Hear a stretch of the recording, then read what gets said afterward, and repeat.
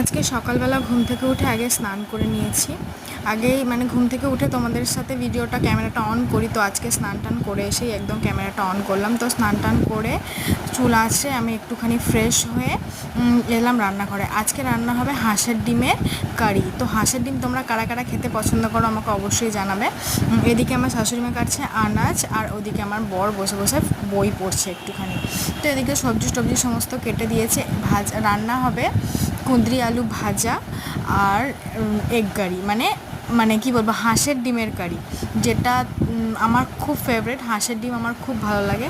তো যেহেতু হাঁসের ডিমটা সেদ্ধ করতে একটুখানি টাইম লাগে, তো আমি কুকারে দিয়ে দিয়েছিলাম। এদিকে কথা বলতে বলতে ভাতটাও হয়ে গেছে।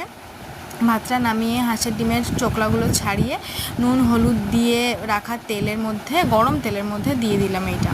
তারপর একে একে পেঁয়াজ, এগুলো কিন্তু পেঁয়াজটা আমি কুচিয়ে দিতেও পারতাম, বাট আমি দিলাম পেঁয়াজ গ্রেট করা। এদিকে আমার বর এসেছে আমাকে সেদ্ধ ডিম খাওয়াতে, ও খাচ্ছিলো তাই। তারপর টমেটোটাকেও গ্রেট করে রেখেছিলাম, তো টমেটোটাও দিয়ে দিলাম। তারপরে কাঁচা লঙ্কা সমস্ত দিয়ে একটুখানি ভাজা ভাজা করার পর দিতে হবে আদা বাটা। আদা বাটাটা দিলে একটুখানি রান্নার টেস্টটা মানে জাস্ট ডাবল হয়ে যায়, তো খুব ভালো লাগে। তারপর রেগুলার মশলা যেটা লঙ্কা গুঁড়ো, হলুদ গুঁড়ো, নুন এই সমস্ত দিতে হয়। দেওয়ার পর ভালো করে কষিয়ে জল ঢেলে দিয়েছি। জলটা খুব ভালো করে ফুটে গেলে এগগুলো দিয়ে দেবো, হাঁসের ডিমগুলো দিয়ে দেবো। তো তারপরেই আমাদের কারি রেডি হয়ে যাবে। এদিকে ভাতও হয়ে গেছে, ভাতটাও আমি ফ্যানটা উপর করে দিয়েছি। আর এই হচ্ছে গিয়ে কালার। তোমরা কারা কারা হাঁসের ডিম পছন্দ করো আমাকে অবশ্যই জানাবে। আর এদিকে হয়ে গেছে কুঁদরি আলু ভাজা। আমার বর এখানে পড়াশোনা করছে, আর মায়ের সাথে একটু বসে বসে গল্প করছিলাম আমরা।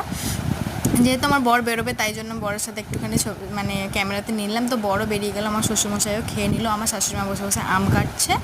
তো তারপরেও চলে যাওয়ার পর বিছানাটা গোছালাম, কেননা সকাল থেকে টাইমই হয়নি বিছানাটা গোছানোর। এদিকে রান্না টান্না ওদের বেরোনোর তাড়া থাকে, ওই কারণে আমি মানে পারি না সকালবেলা একসাথে করতে। তারপরে তো বিছানাটাকে গুছিয়ে নিলাম। বিছানাটা গোছানোর পরে দেখছি রোদ উঠে পড়লো আবার, জানো, আকাশে। মানে এই ওয়েদারে এক্ষুনি বৃষ্টি, আবার এক্ষুনি রোদ। সকাল থেকে কিন্তু বৃষ্টি হচ্ছিলো, তারপর আবার রোদ উঠে গেল। আর আমাদের এই রুমের পেছন দিকটাতে এত কলা বাগান হয়ে গেছে, কিন্তু কি বলবার, এখানে না প্রচণ্ড গড়গিল।